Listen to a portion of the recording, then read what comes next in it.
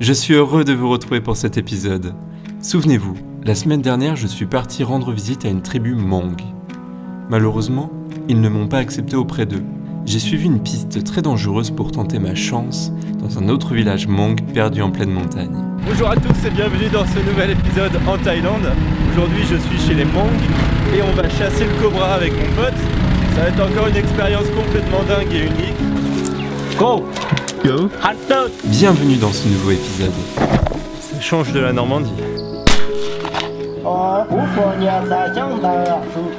Je vais vous emmener vivre chez les Hmong et me faire accepter pour de bon.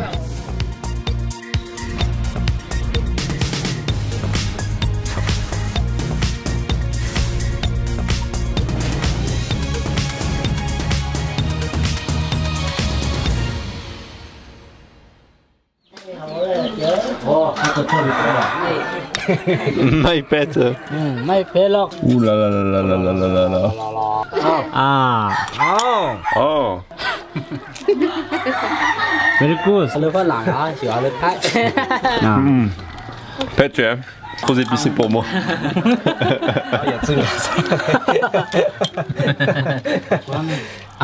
J'avais dit que j'arrêtais l'alcool. Hmong. Ça en finit jamais. Attendez, vous avez quand même pas cru que c'était si simple de me faire accueillir chez eux? Laissez-moi vous raconter mon histoire. On va remonter quelques jours avant. Après 2 échecs dans des villages Hmong, j'avais besoin de voir autre chose. Je suis passé par les pagodes jumelles de la famille royale, un lieu très apprécié des Thaïs par son cadre magnifique en haut de la plus haute montagne du pays. Dans ce décor très étrange ce matin et très glacé, nous sommes au Don Intanon National Park, à 2500 mètres d'altitude, et normalement la vue est magnifique, mais ce matin il y a beaucoup de brouillard. Après mon trek, j'ai repris la route. Mais avant, Je vais vous montrer quelque chose de super intéressant. On est dans une région où ils cultivent énormément le maïs. Et on est sur une zone où le métier des paysans, c'est de récolter uniquement le grain.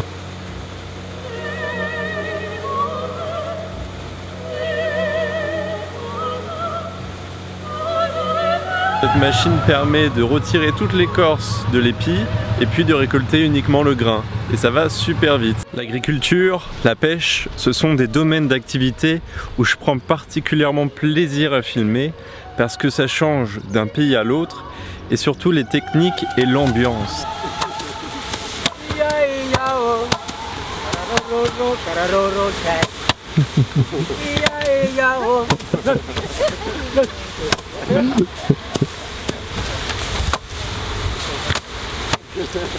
Mes ancêtres étaient des agriculteurs en Belgique.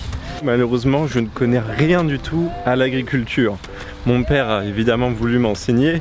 Chaque année, on réalise les foins chez nous, à peu près 800 bottes de foin. Mais ça me plaît et c'est marrant parce que l'agriculture, c'est quand même les bases de la survie de l'être humain. La pêche aussi. J'ai trouvé sur la route une sorte de petite patate. Je sais pas exactement ce que c'est. Je suis un gros amateur de patates. Je suis très content de trouver maintenant quelque chose qui a la consistance d'une patate mais pas du tout la forme. Alors on va voir si au niveau du goût ça se rapproche. Et je pense que ça doit avoir le goût d'une racine.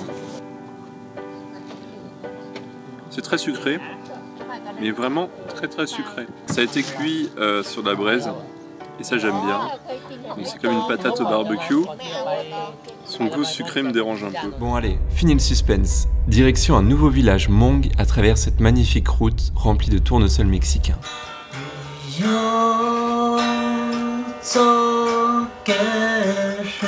Avant de chanter, de rigoler, de partager un moment unique autour de la bougie, ce n'était pas si simple. Je suis arrivé en pleine nuit, et les villageois avaient tous eu peur de moi. Mais lui, il a été le premier à me laisser une chance de m'accueillir pour la nuit.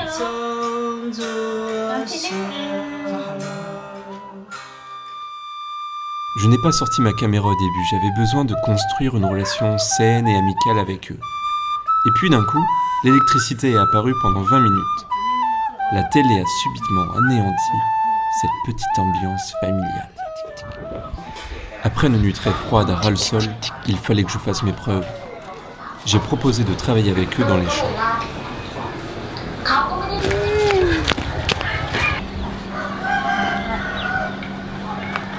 Justin, you?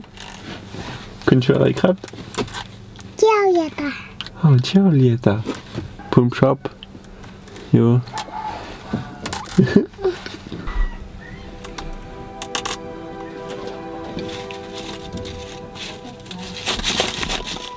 Une fois ma brigade réunie, on était prêt pour descendre au champ pour toute la journée avec seulement quelques sachets de riz gluant et du whisky pour notre repas.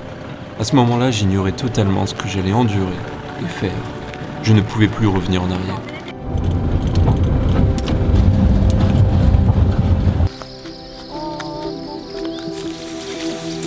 On a commencé à 6 h du matin à couper une variété de riz en risette sèche.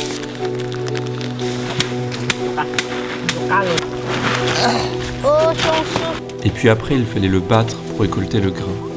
Mais je commençais à avoir l'habitude. Faire le même geste a été tellement épuisant qu'à 19 h, je dormais déjà. Heureusement, la petite Giulietta était là pour nous faire rire et divertir entre quelques pauses.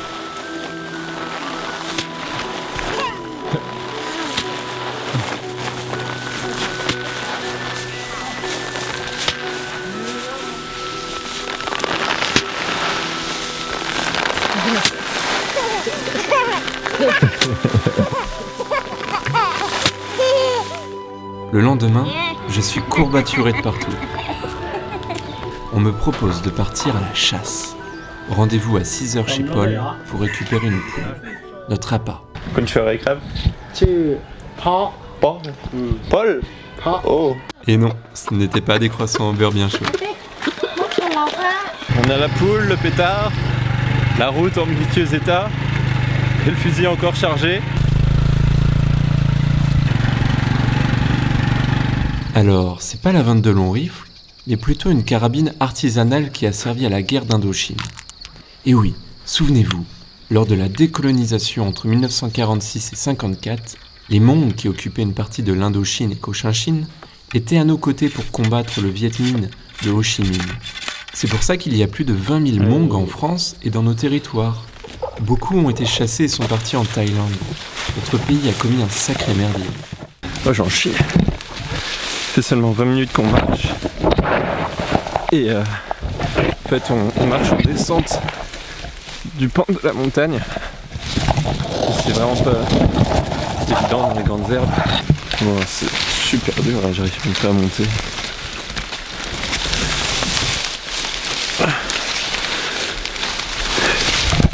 Oh putain.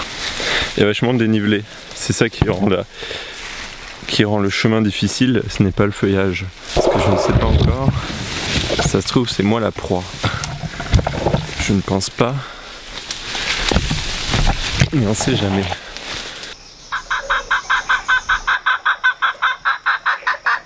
C'est parti. La chasse aux serpents commence.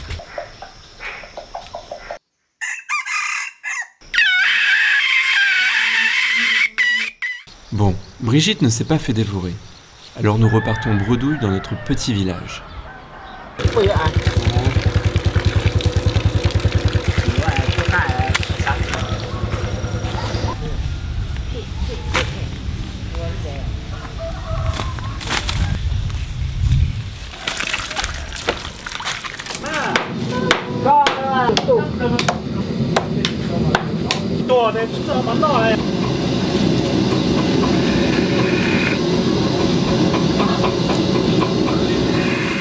Ciao. Ah, ciao. Ciao. Ciao. Myanmar. Myanmar. Ah. Birmanie. You smoke? Yeah. No. Taste. No. No. No. No.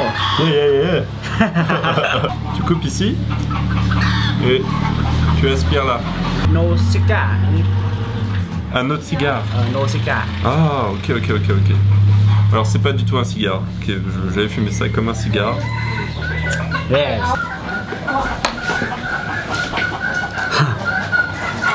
Ce petit cigare, c'est très étrange parce que ça n'a pas du tout le goût d'un cigare. C'est comme si je fumais une herbe de cuisine, vraiment. He had my father best friend. Ok. You go say no. ในวันนี้ไม่คือทะเลลูอิสวิลาปง Willapong. I'm Josh I'm Sean เกมเป็นซิมาเอาไปกูส Oh no, Benzema, not good player. Benzema oh you like Zidane Yes, yes. He was my favorite player. cool Yeah, very cool. Le problème chez les Khmong, c'est qu'on a tendance à boire, et pas qu'un peu. Il faut que j'arrête de faire la tournée du village parce que je vais finir complètement sous à la fin. Ça va aider mine. Ça va aider. Vous vous êtes sûrement demandé ce que j'ai mangé au début de la vidéo. On m'a offert 3 cœurs de poule crue, marinés dans du sang et des épices. C'est incroyable! 3 poules sacrifiées juste pour moi.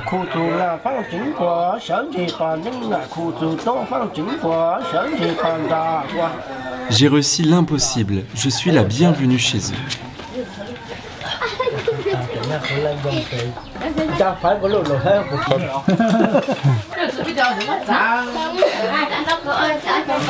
Les hommes mangent toujours en premier et les femmes et enfants récupèrent le reste du repas.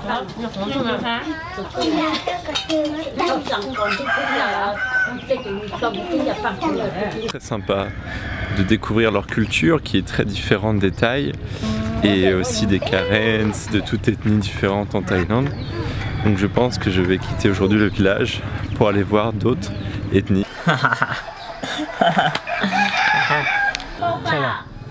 Je suis triste de quitter le village, mais j'y reviendrai. Merci de votre accueil du haut de cette montagne.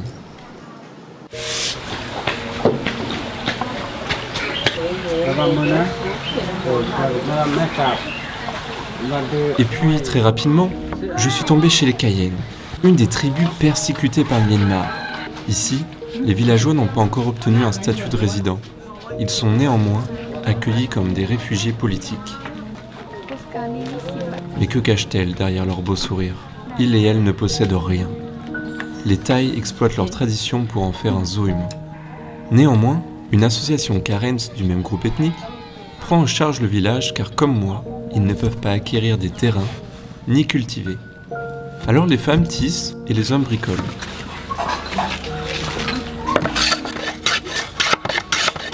Que peut-on faire pour eux? Pour les réfugiés politiques, comme les Rohingyas, les Syriens, les réfugiés écologiques au Bangladesh, en Somalie, j'en passe. Ce sont des sujets peu populaires dans nos journaux, mais qui sont dramatiques.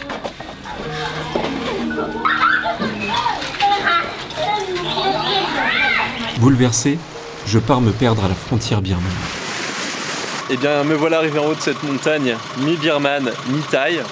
Donc j'ai repéré 2 villages. Celui-ci, à ma gauche, et un tout petit. C'est dans un village là-haut que je vous emmène maintenant. Ils sont tibéto-birmanes et sont plus de 100 000 en Thaïlande. Du coup, contrairement aux autres ethnies que j'ai rencontrées sur la route, ils sont devenus thaïlandais avec le temps. Parce que par exemple, certains Karens qui sont là arrivés depuis peu, je crois qu'en 1992, la Birmanie a commencé à attaquer leur peuple, ils sont venus en Thaïlande. 11% de Karens vivent en Thaïlande et eux sont des réfugiés politiques. Rien à voir avec des ethnies qui vivent ici depuis plus de 300 ans, donc avoir le droit de cultiver la terre.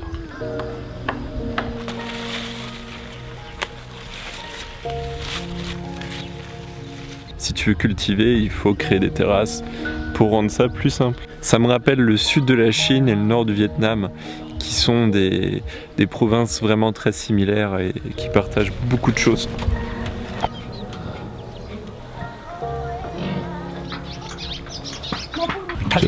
Justin. Je me trouve dans l'une des écoles autonomes du royaume. Ici, ce sont les enfants qui s'occupent de l'entretien, des repas et même du potager de l'école. Dans certaines provinces, les écoles autonomes sont des vrais modèles de réussite. Ce que j'aime bien dans les villages, c'est les écoles. Chaque fois, j'essaye de trouver le point le plus important, c'est l'école parce que tu as toujours les enfants. Et voici des hectares de thé vert. C'est vraiment magnifique. Regardez les allées dans les montagnes, ça n'en finit pas. Ça serpente partout, ça entoure les collines. Cet endroit est très bien entretenu par les Karens, qui représentent la première ethnie du pays. Ils sont plus de 400 000. Le thé vert est un business important, car il est soutenu par la reine mère Sirikit et sa fondation d'agriculture responsable. Les gens que je viens de rencontrer sont issus d'une mixité culturelle impressionnante.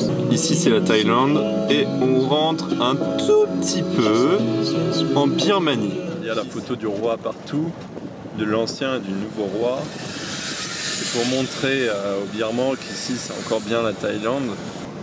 On va où? En Birmanie ou en Thaïlande? Ça va les crapes? Crapes. Bon bah, Myanmar.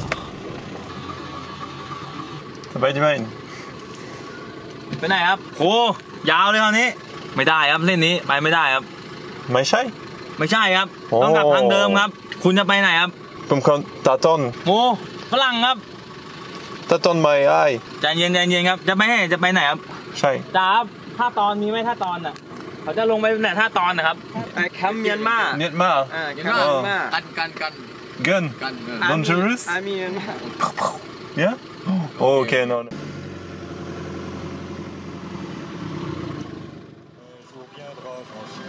Oh, c'est déjà fini. Mais j'espère que vous avez adoré l'épisode. Jeudi prochain, on se retrouve chez Sophie, une Wonder Woman. Protectrice des animaux, c'est la Brigitte Bardot des temps modernes.